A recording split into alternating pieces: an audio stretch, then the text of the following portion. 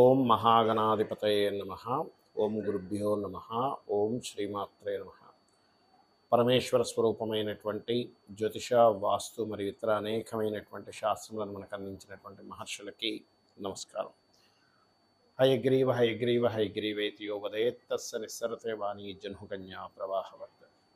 అరుణాం కరుణాతరంగితాక్షీం ధృతపాశాంకుశపుష్పబాణచాపాం అనిమాదిభిరావృతాం మయూకైః అహమిత్యేవ విభావయే భవానీ. శ్రీమాత్రే నమః. ప్రేక్షకులకి ఆ లలితాంబిక అమ్మవారి యొక్క అనుగ్రహం పరిపూర్ణంగా కలగాలని మనస్ఫూర్తిగా కోరుకుంటూ మనం ఈరోజు చెప్పుకోబోయేటువంటి టాపిక్ ఏమిటంటే, ఒక్కొక్క జాతకుడు ఒక్కొక్క విషయం వల్ల ఎఫెక్ట్ అవుతూ ఉంటాడు అతని లైఫ్లో. కొంతమందికి బ్లాక్ మ్యాజిక్ వల్ల కానివ్వండి, లేనట్లయితే కొంతమంది దృష్టి దోషం వల్ల కానివ్వండి, లేనట్లయితే మరి కొంతమందికి వాళ్ళ జన్మజాతకంలో ఉన్నటువంటి మహాదశ అనుకూలించకపోవడం వల్ల కానివ్వండి, వాళ్ళు పూర్వజన్మలో చేసుకునేటువంటి కర్మ వల్ల జరుగుతూ ఉంటాయి ఇవన్నీ కూడా.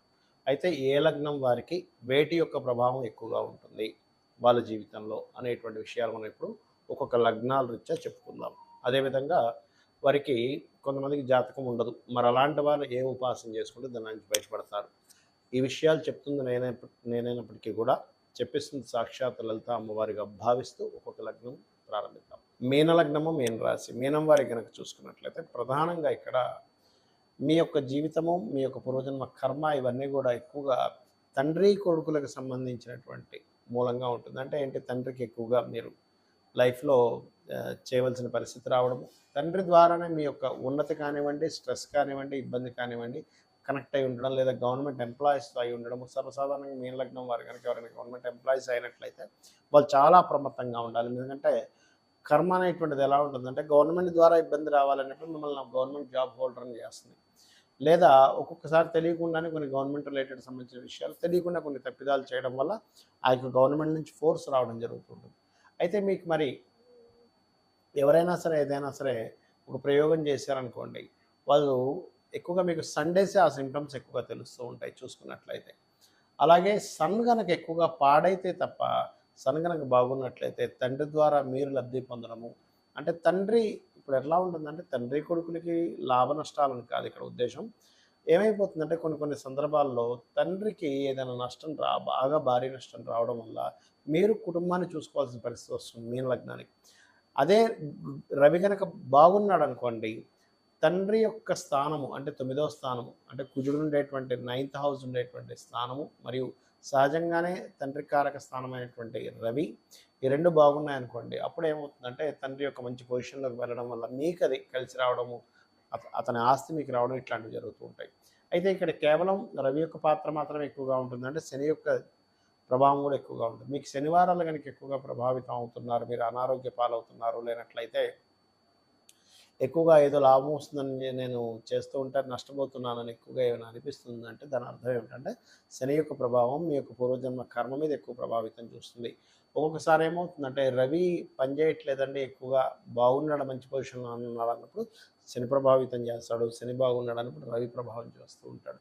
కాబట్టి మీరు అబ్జర్వ్ చేయాల్సింది ఏంటంటే, శనివారం బాగుందా, ఆదివారం బాగుందా, ఈ 2 వారాల్లో ఏ వారం మీరు ఎక్కువగా ఇబ్బంది పడుతున్నారంటే దానికి సంబంధించినటువంటిది గోగు తినిపించండి. అంటే ఉదాహరణకి రవి వారం అంటే ఆదివారాలు ఎక్కువ ఇబ్బంది పడుతున్నారు, గోధుమ రవ్వ ఎక్కువగా తినిపించండి.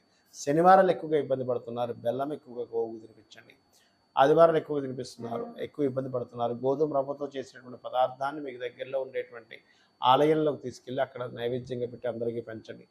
ఒకవేళ శనివారం ఎక్కువ ప్రభావితం అవుతున్నారు అన్నప్పుడు మూకుడులో మట్టి మూకుడులో నూనెను వేసి అందులో మీ యొక్క ఫేస్ని చూసుకొని ఆ నూనెను తీసుకెళ్ళి మీకు శివాలయం ఉన్నట్లయితే అక్కడ దీపారాధన కోసం కనుక ఇచ్చినట్లయితే దాని యొక్క ప్రభావం తగ్గుతుంది. మరియు అనాకలిత సాదృశ్య చుపుక శ్రీ విరాజిత అయిన మహానామస్మరణ చేయండి అన్న విధాలు బాగుంటుంది. కొంతమందికి లగ్నం కానీ, నక్షత్రం కానీ, రాశి కానీ తెలియదు. మరి అలాంటి వాళ్ళు ఏం చేయాలి అంటే, వాళ్ళ జన్మజాతకంలో ఎప్పుడైనా ఒకటే గుర్తుపెట్టుకోండి, రుణాల బాధలు, శత్రు బాధలు, అదేవిధంగా రోగ బాధలు, అంటే రోగ శత్రు బాధలు, ఈ 3 బాధల నుంచే ఫస్ట్ మొట్టమొదటిగా విముక్తి పొందుదామని చూస్తూ ఉంటారు ప్రతి జీవి కూడా. అయితే ఈ యొక్క అంశం అనేటువంటి ప్రతి జీవికి ఉంటుంది, మనుషుడికి మాత్రమే కాదు. మరి ఈ జాతకం తెలియనప్పుడు ఏం చేయాలి అంటే, సూర్య ఆరాధన అన్నిటికంటే ముఖ్యమైనటువంటి సూర్య ఆరాధన చేయండి. రెండవది ఏంటంటే మీకు ఇష్టదైవం ఎవరైనా ఉంటారు. అంటే శివుడు కావచ్చు, నారాయణుడు కావచ్చు, అమ్మవారు కావచ్చు, ఎవరైనా కావచ్చు గుర్తుపెట్టుకోండి. ఒకటే వాళ్ళ యొక్క నామస్మరణ తీసుకొని వాళ్ళ మంత్ర సాధన చేస్తూ ఉండండి రెగ్యులర్‌గా.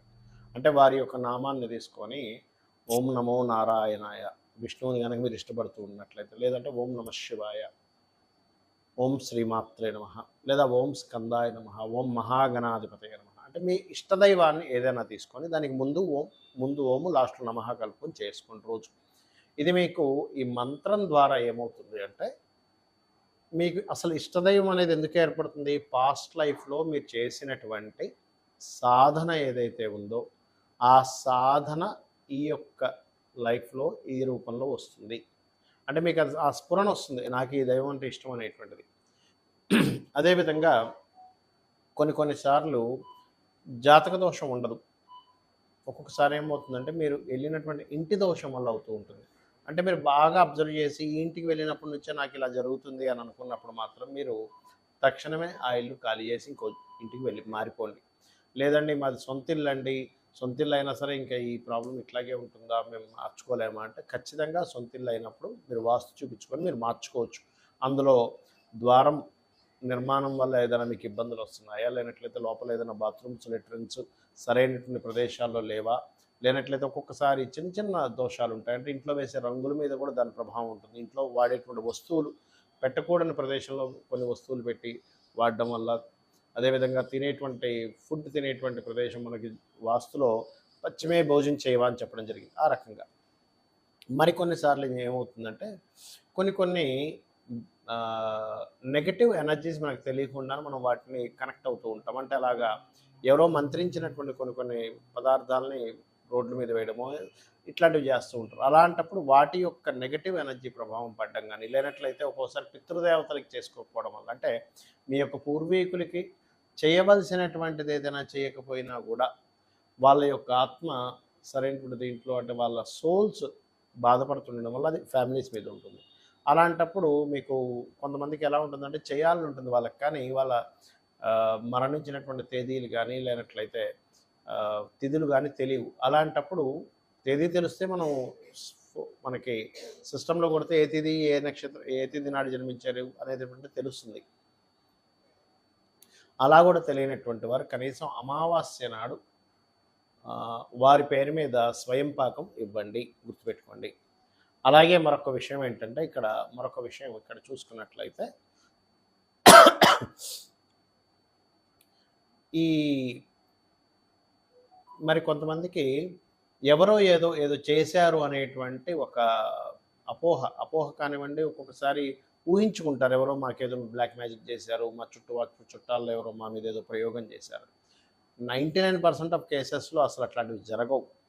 ఊహించుకోవడం ఎక్కువగా ఉంటుంది. లేదండి నిజంగానే అవతల వాళ్ళు అట్లాంటివి చేస్తున్నారు అని అనుకున్నప్పుడు సున్నాల పన్నం అని ఒకటి ఉంటుంది. మీరు యూట్యూబ్లో కొడితే వస్తుంది.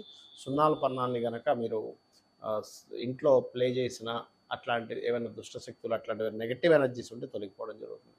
అయితే సర్వసాధారణంగా మనకి నిజంగా వచ్చే నెగటివ్ ఎనర్జీస్ కంటే మనంతట మనం ఎక్కువగా క్రియేట్ చేసుకుంటూ ఉంటాం. మన ఆలోచన విధానంతో, మన యొక్క అనవసరమైన నెగిటివ్ ఫీలింగ్స్తోని, నెగిటివ్ రిలేటెడ్ సంబంధించిన దాంతో అనవసరంగా క్రియేట్ చేసుకొని అనవసరంగా ఆ రకంగా మనం దాన్ని పాడు చేసుకుంటూ ఉంటాం. కాబట్టి ఈ యొక్క విషయాల్లో ఇటువంటివి మీరు మెయిన్గా చేస్తూ ఉండండి.